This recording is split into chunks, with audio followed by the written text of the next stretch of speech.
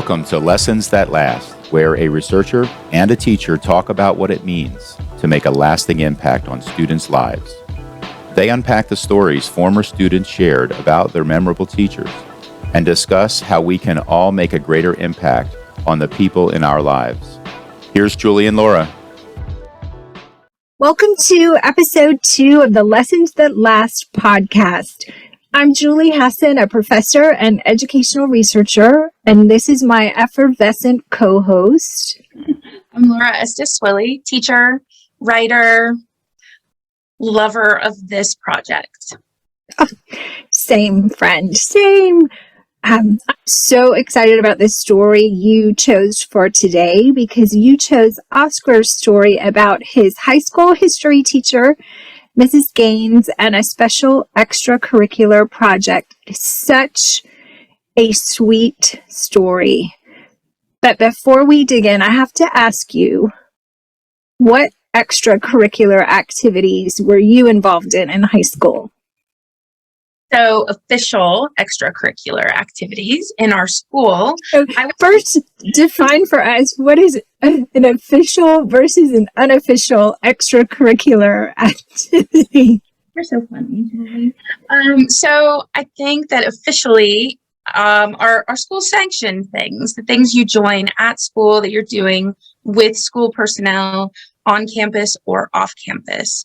Unofficial are the things you get into outside of school, and those are extracurricular as well, but maybe not sanctioned. Got it. I won't press you on the unsanctioned. No, because you were there and you know, so there's that. We involved the beach. And the cars, lots of things. Okay, yes. So my sanctioned activities. I was in so many clubs. I remember at one point our school did club day all day. So you could have 8 clubs because we had 8 periods and you would go to these club meetings. And so I had 8 clubs. Are you kidding? I wanted to be involved in everything that was going on. So I think my favorites were the drama club. Loved that.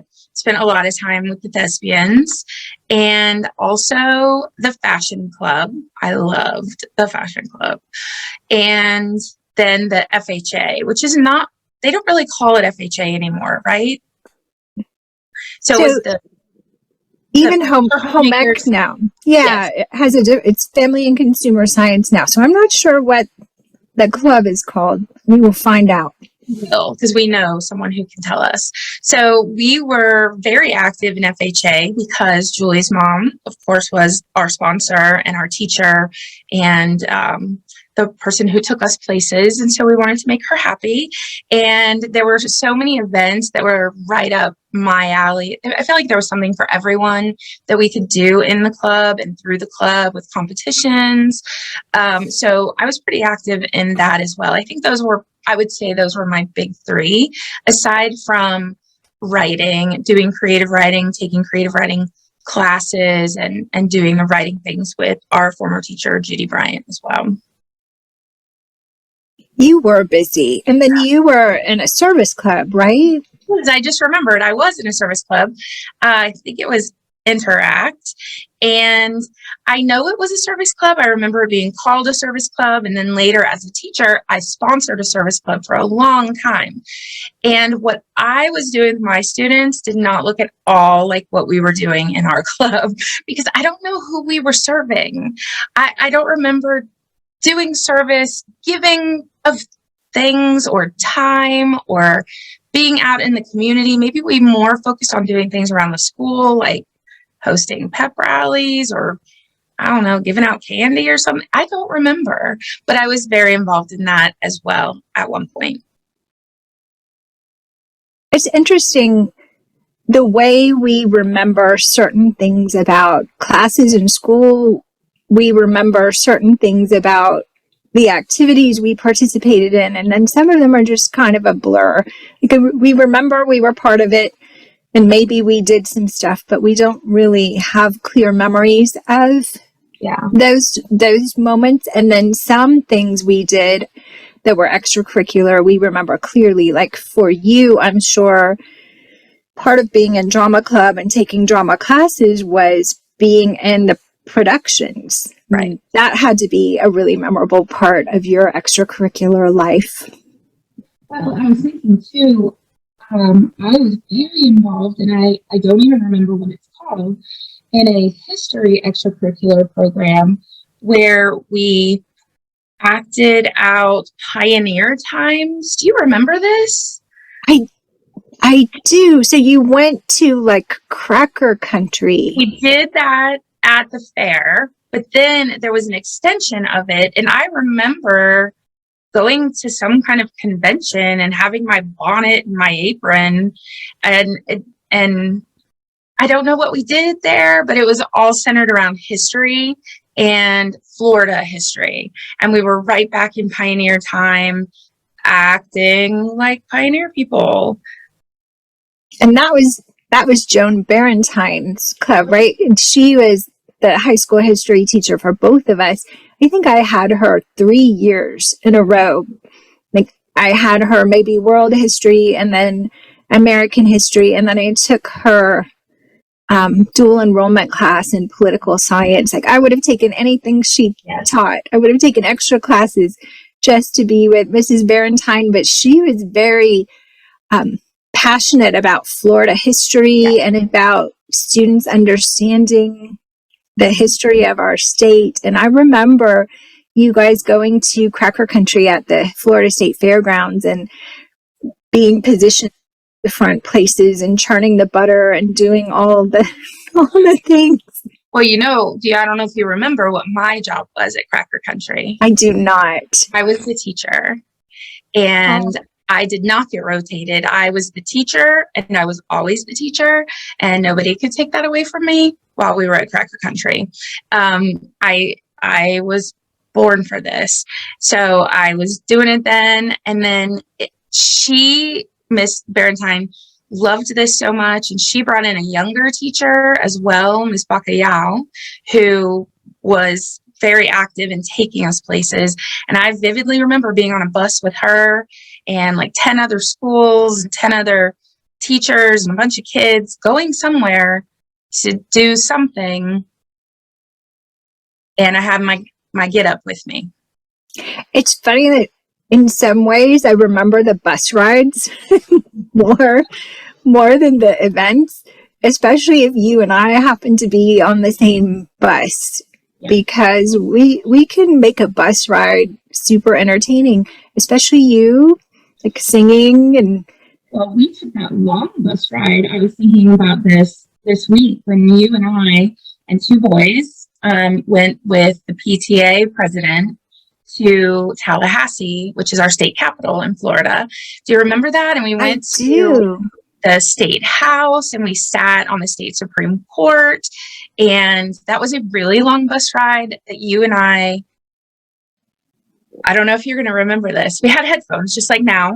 Yes. Like we would plug in and listen to the music on the bus, and we didn't plug them in. We traded the microphones. So we were talking into them like this, and we thought only we could hear each other. And we were ridiculous. I mean, ridiculous. I think, what were we, 16, 17? And it wasn't until the bus stopped that we found out everyone could hear us. Oh, that was crazy. That is why now, if I have my headphones on and someone asks me a question, I always say, am I shouting? Right. It's directly related to the post-trauma from people coming up to us at the end of the bus ride. Now, see, there you go. We process things differently. That was not traumatic for me at all. Maybe a little embarrassing, but that was okay. It was fine. I think there's a good chance we entertained those people on the long bus ride. I agree. That is a long ride. It was a long ride on a bus. Yep. For sure. But as we prepared for this story, I really have been thinking about extracurricular activities. And for me, I was on dance team, which took a lot of time. So I limited some of the other things I did, but for my sweet Home Ec Teacher Mama, we did do Future Homemakers of America. I think we did a play, also another long bus ride, maybe to Clearwater. And you were the star of the play. And it was about substance abuse in pregnancy. And you played that part as any drama kid would, like all in, totally invested in that role. I remember that. And I think when you bring that up, I hadn't thought about that, but I do remember doing it, and I know it was with FHA, but I don't know what it was. If you think about how your mom tapped into my public speaking and my drama, and Mrs. Barentine tapped into my public speaking and my drama, these were teachers who saw me and saw a way to totally connect to me and get me to learn without me realizing I was learning. Because you have to learn about the pioneer times before you can embody the pioneer times. That's true. For them, it was very directly connected with the content they taught, Right. Versus some of the other things we were involved in that were more service directed or socially directed, or directed at, like for me, a sports type activity. But that's true. Mrs. Barentine's work was directly connected to history, and my mom's was certainly directly connected to the home economics content. But Oscar's story is so interesting because this particular activity was not at all connected with a content area, yet he describes it as this rich learning experience. So would you please share Oscar's story with us? Yes, I would love to. My high school history teacher was, and still is, one of my all-time favorite people. When she announced that she would be hosting Crochet Tuesdays every week, I signed up to support her. She planned to teach students how to crochet, and the group would make scarves to donate to the homeless shelter. Despite my initial hesitation, attending Crochet Tuesdays turned out to be a very wise decision. I loved listening to Mrs. Gaines tell stories and dispense advice in between crocheting lessons. And I was the only guy in the group, so I felt like I was learning all the secrets of womanhood. I fell hard for a girl sitting next to me one Tuesday afternoon, and we got married 8 years later. I gained a wife and some mad crochet skills, but there was so much more.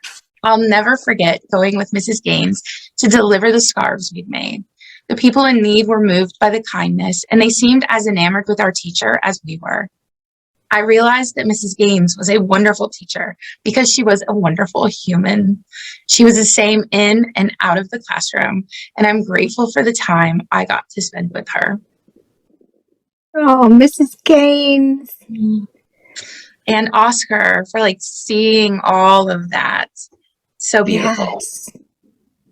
There's so much in this story. It's one of those that it looks simple until you really think about what he said about that experience. And one of the things I love about it is his memory of just the conversations they had during Crochet Club, because so much of our Students' Day is so structured. We plan the lessons, we plan the discussions, we do things to assess their learning, but this was just talking with one of his favorite teachers and the other kids in the group. And I think we don't do enough of that unstructured talk with our kids. I agree. The realness of this whole thing is what impacted Oscar so profoundly. She was real. The girls were real because he felt like he was learning all the secrets. And he sounds like he was real. He was just there because he loved this teacher and wanted to support her. And then he got so much out of it because everyone was just being themselves. And I think there's just a lot of time in the day that kids, especially high school kids, so that's where my experience is, and I don't really know what it's like for elementary kids. There's so much time in their day where they have to be student, and on, and they can't just throttle back and be themselves. And she had to have created this safe, kind of intimate space in order for them to participate in those conversations. It had to feel like a place where we didn't have to be guarded. Right. Especially if the girls, I would love to know all the secrets of womanhood that Oscar learned in Crochet Club. Right. But she had to have created that kind of space. Right. Those kids trusted her, probably because she trusted them and she was open with them and she was herself with them. And that, I find, with high schoolers is everything. If you're real, then they're real too. If you're not real, then there's this sort of like a shield between you where you are the teacher person and they are the student person. Once that shield is gone because they trust you to be real, then you're just people together. How do you think we get there as teachers? Like, how do we get to that place with kids where we're not so guarded and they're not so guarded and we can have these open, honest conversations? I think that's a really great question, and probably one that millions of teachers are struggling with on a Sunday getting ready to go back to school, because that's everything. And if you don't have it, you know you don't have it. I can speak for myself because what I do isn't necessarily going to work for everyone, but and I think that as I was working on the book with you and reading the stories, and then throughout this podcast, you're probably going to hear it over and over again. For me, it's all about authenticity. And they may not get me on the first day or the first week, but by week 2, they know, like, this is the real one. This is who she is. I'm not bringing anything that isn't me into that room. And so for me, I see that as the first level of building that trust. That's interesting. And when I think about trust, I think about that consistency. And we think when we talk about reliability with teachers, it's doing what you say you're going to do, but it's also being consistent and predictable. Like, kids want you to, of course, there are days when you don't feel good or something's going on, but they want to know when they walk in the door what they're going to get. Like, Miss Estes really is going to be the same today as she was yesterday and last week and last month. And I know when I come in here how she's going to respond to things, what the structure of this classroom is going to be like. So yes, that trust is built in that you are who you are every day kind of consistency. Yeah, and I think it's hard for teachers, especially young teachers, who are trying to find their teacher persona, and no one is telling them your teacher persona is you. You just go in and you're yourself. You're your most professional self. Like, you're not going to talk to them the way you might talk to your BFF at home, but you're still real. Sometimes you are willing to take the teachable moment. I'm in love with the teachable moment. And I think that's part of my reliability as well. If something is happening in our community, if there's an issue, if there's a moment that we need to explore something more deeply, we're going to do it. And so, when you're coming into my classroom, we may take a detour because we need to. We're always going to come back because I also care very much about your learning and what I have to share with you and what you have to share with everyone else. Yes. And I think even for, my graduate students who are adults and mostly teachers, we do so much sharing of roses and thorns, peaks and valleys, taking the time to check in on what's going on, that it frees this space for them to reveal concerns, issues that they're having, ask for the support that they need, because it's part of a regular conversation we have in the classroom. Like, they're invited to share those things. We create that kind of community. So when something's going down, they know it's a safe place to ask for help. Absolutely. And that's about building community in the classroom, because the truth is, a lot of these kids, for me, I teach seniors, they've been together for a long time and they already have community. They have community we don't know about.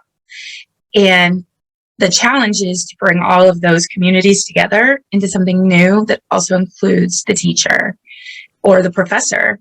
And that's not always easy. And I think it takes patience, and I love your idea of reliability, and it takes authenticity and lots of honesty, being transparent about what we're studying and why we're studying it. Like step one, that's the bottom line. Gone are the days of why are we doing this because the teacher person told us to. They're not doing it if there's no buy-in and if they don't know why they're here. And so that's probably foundational. And we know that in the context of a real relationship with a teacher, they're much more likely to comply with our rules, our expectations, what we ask them to do academically. We're much more likely to get cooperation, and then among them, much more likely to collaborate because we built that kind of community. And I love that community existed in Crochet Club. It's perfect. It's so perfect. And then it makes it even more perfect. They weren't just learning something for themselves. They were learning something for themselves in order to give and share with people who needed to be given to. And so she built that purpose probably from day one. Okay, we're going to learn this, and here's why. And, okay, I'm in. Like, I want to learn how to crochet so I can give all the things to the people who need them. If that had been available in our day, I'd have been right there, because that's a purpose, even more so than just an interest. Fashion Club was great, but we weren't moving any mountains. We weren't doing anything for anyone other than ourselves. This is great because all kids are just like all people, want to help and give and do. Mm. And sometimes it feels so overwhelming when you think about all the needs in your community, especially when you're young and you feel so helpless to make a difference. She taught them that in a small way they could make a big difference, but also that it wasn't a distant kind of thing. You know, I think in high school we raised funds sometimes for different organizations, or we collected canned goods, but it was always at a distance. I don't remember interacting with the people we were helping.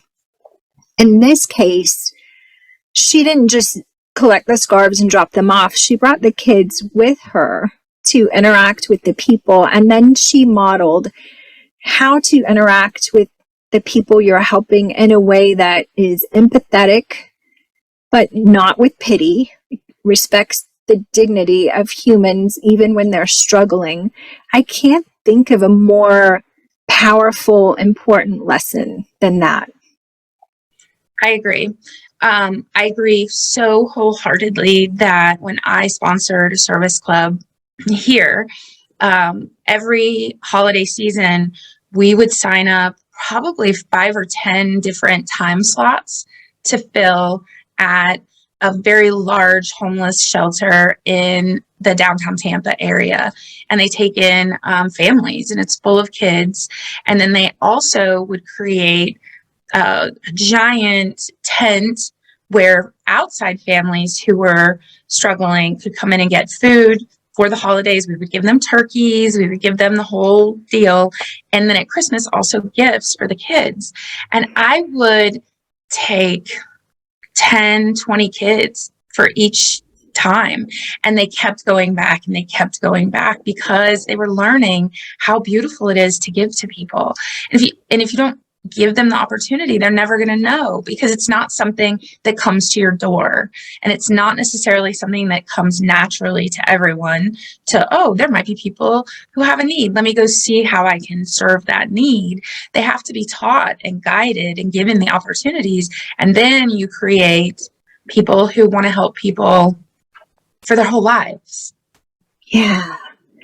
And right now, in a culture that feels so devoid sometimes of compassion and empathy, to give kids an opportunity to practice compassion and empathy is a really important thing. It just feels like what she did in this little crochet club had such a big and broad purpose beyond teaching kids how to crochet. Right. It almost seems like that was the mechanism for all the lessons. Such a beautiful story, and gained, like he said, mad crochet skills, but also a life partner in Crochet Club, which makes me have to ask you, did you ever decide to pursue an extracurricular activity because there was the possibility of a romantic interest? Of course. Yes, and you already know that. You may not know which one, but you remember me, and so that's kind of what, I was a regular teenage girl. I took wood shop. I think our school had auto mechanics, and I probably should have tried that too, but I went with wood shop because it made more sense to me, smaller. And I think I was maybe one of two girls in the room. I may have been the only one, but there might have been another, because honestly, I don't remember, because I wasn't there to make a new girlfriend. And it didn't work as well for me as it did for Oscar, probably because we weren't in that gentle, nurturing space like he was, right? He was in a place where everyone was being real and being true and all learning together and working toward a common purpose. And in my situation, I was in woodshop with a bunch of boys who already understood everything. And so there was a lot of, hey, Laura, put your finger here. And then they would close a vise on it, because I didn't know what a vise was. And now I'm stuck in a vise. So they didn't hurt me, but they had me pinned, that kind of thing. So I didn't win on that. But I've always been open to trying new things and just getting out there and doing something. And I appreciate that about Oscar. He wanted to support his teacher, but also he was down for something new and trying something out, which is kind of all you need to have these really great life experiences. And he ended up winning all the things. Yeah, it worked out much better for Oscar. Did not end up in a vise. Now, did you ever do this, Julie? Because I kind of feel like you probably did. I don't remember pursuing anything specifically for that reason. Now, had the baseball team provided an opportunity for a bat girl, that might have drawn me in. But I can't think of anything I did specifically for that. So much of what I did was future focused, which I think is true of a lot of kids. What's going to look good on my college application?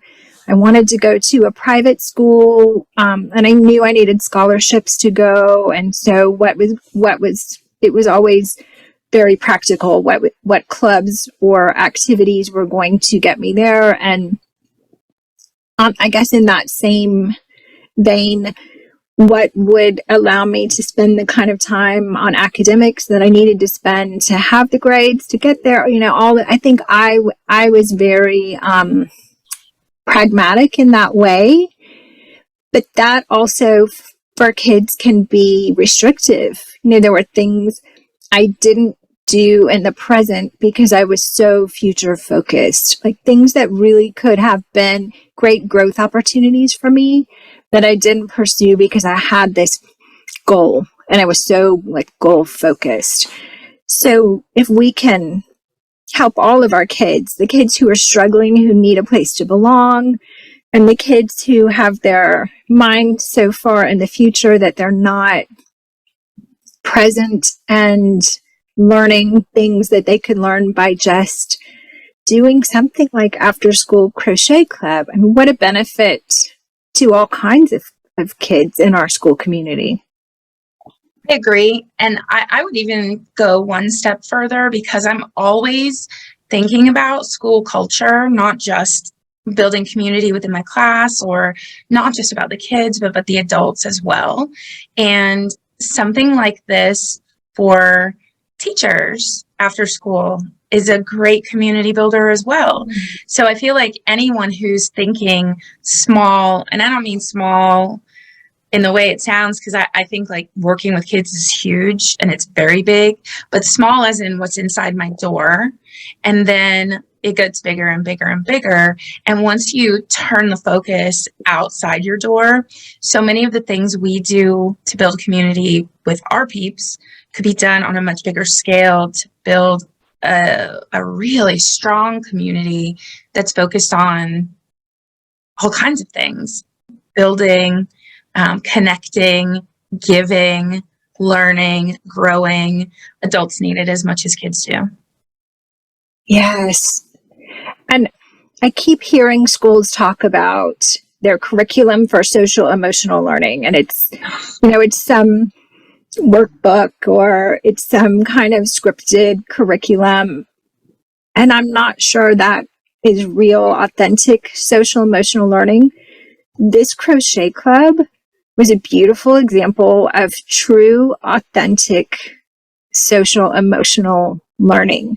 If we think about all the traits that he developed, Oscar, in this little after school activity: empathy, trust, connection.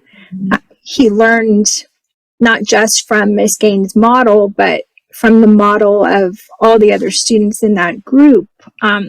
He was connecting with people that had different gender identities than him, and I'm certain all kind of other identities than him. And wouldn't it be a benefit to all of us to have unstructured time with people whose identities are different than ours, especially right now?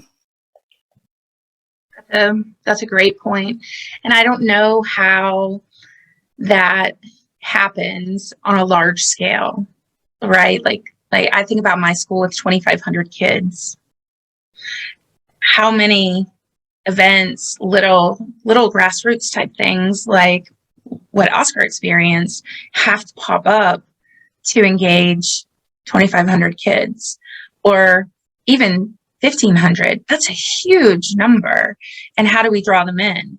And I think in middle schools and high schools, we try to do it with clubs. But I mean, at my school, a club period is 30 minutes once a month. Yeah. It feels like a big issue to tackle. But my mom, who we mentioned earlier, who was our favorite home ec teacher, who did quite a lot of service and all kinds of fun extracurricular activities, will always say you do your little bit of good where you are.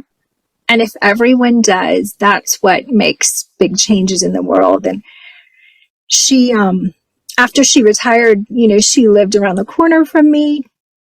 How lucky can you be? And I would watch her do things like, there was a man who was sick who lived across the street. He was really crabby and he got so that he wasn't mobile. And she would pull his trash cans back up to the house or carry his mail up to the house. So when we start to feel overwhelmed that the issues are too big and that to connect people is too big a task, I think that's a good thing to remember. Have a crochet club in your tiny little corner, of the school, of the world. Do a little bit of good for a few people, and those little bits of good add up. And Oscar's story is a good example. I agree. And I love the example of your mom, because she's just such a loving and generous person, and other people are watching that. So when she's carrying in someone's garbage can, it inspires someone else to do their little bit of good in their little corner. And I think as teachers, educators, all the way up the chain of education, we have to remember that they're watching. And that gives us an opportunity to plant those little seeds, to share the realities of how we function in the world and what we give to the world. And that inspires kids of all ages to want to do their little part as well. So inspired today by Mrs. Gaines, by Abigail Schmidt. We remembered Joan Barentine. So many models of building community, of modeling empathy, of respecting the dignity of all people, even the ones who are struggling. Thank you, teachers, for teaching us all of those lessons, all of the things that aren't a part of your curriculum, yet are so essential for students to grow up and live happier, healthier, more fulfilling lives. As I always say, we don't deserve you, teachers, but I'm so happy that we have you. Thank you all for listening to episode 2 of the Lessons That Last podcast. If you had a teacher who taught you some important life lessons, who engaged you in a community where people were honest and open and serving and connecting, please drop it in the comments. We'd love to hear about your teacher. Whether you're watching us on YouTube or listening on your favorite podcast platform, we'd love to hear from you. Have a great week. Bye. Hey, thanks for listening to the Lessons That Last podcast. The story Laura shared today can be found on the Chalk and Chances website, along with many more stories and resources. Just visit chalkandchances.com. You can even take the quiz to find out what kind of memorable teacher you are. See you next Sunday for another episode of Lessons That Last.